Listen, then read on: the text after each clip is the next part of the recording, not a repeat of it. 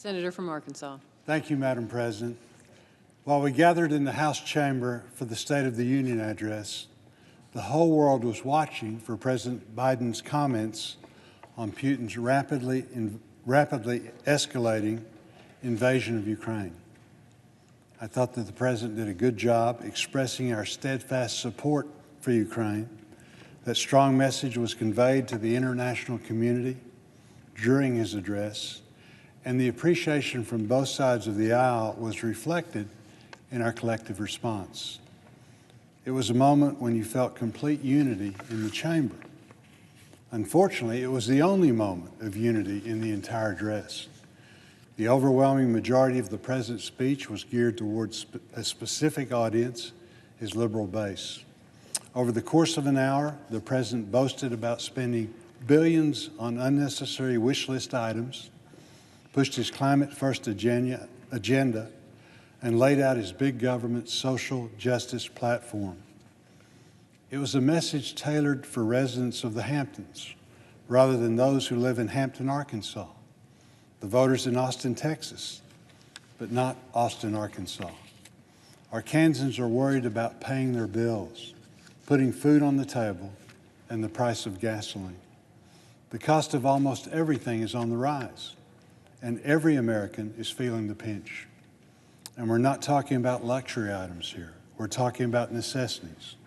A gallon of gas currently costs almost $1 more than last year. Electricity bills are skyrocketing, and food inflation is at its highest rate since the Carter administration. The main thing my constituents, and quite frankly, most Americans outside of the Beltway, needed to hear was a plan to bring down inflation, end the supply chain bottlenecks, and restore our workforce to full strength. President Biden barely touched on these issues. When he did, it was to cast blame for inflation on businesses and industries that are doing their very best to maintain operations in the face of historic supply chain and labor challenges. The President claimed that businesses should simply lower cost to reduce inflation, as if lowering cost in the face of increasing government mandates, increasing input costs, labor shortages, and overregulation was possible. There is a major disconnect between the struggles Americans experience every day and the image the President and his team are desperately trying to project. This is most apparent in rural America. The President and his team often boast about record-high farm income, but never acknowledge the fact that financial gains family farmers, ranchers, and foresters will soon be reduced by a record-high production cost. Land, machinery, labor, fuel, seed, and livestock feed prices are all increasing dramatically. Fertilizer prices have spiked as much as 300% in some parts of the country. And at the same time, the administration is levying tariffs on our fertilizer imports.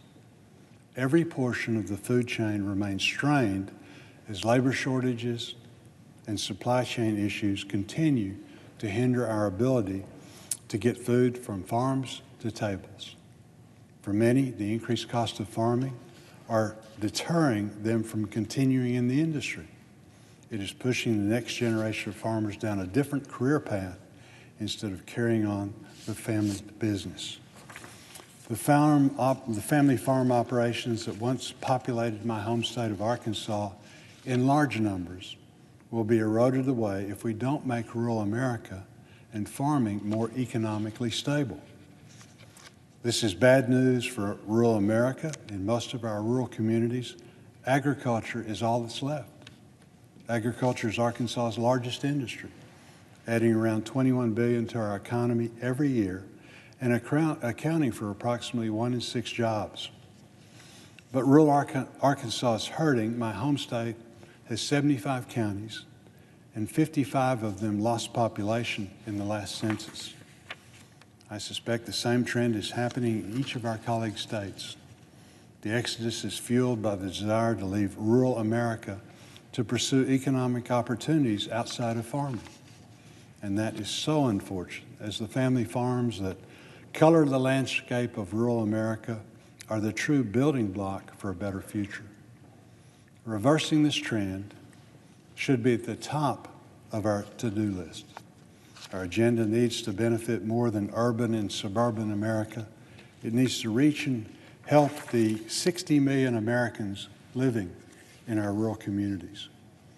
When people leave our small rural towns, we run the risk of losing schools, hospitals, and other vital infrastructure needed to sustain these communities. We must find solutions to rebuild economies and secure livelihoods in rural America. But President Biden only mentioned the word rural once in his entire State of the Union address.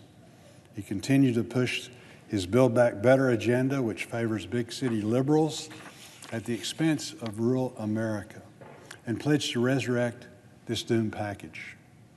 My advice to President Biden: it's time to stop pushing that boulder up the hill. Instead, make good on your pledge to unite the fractured country. That starts by abandoning these misplaced priorities and focusing on the needs of all Americans.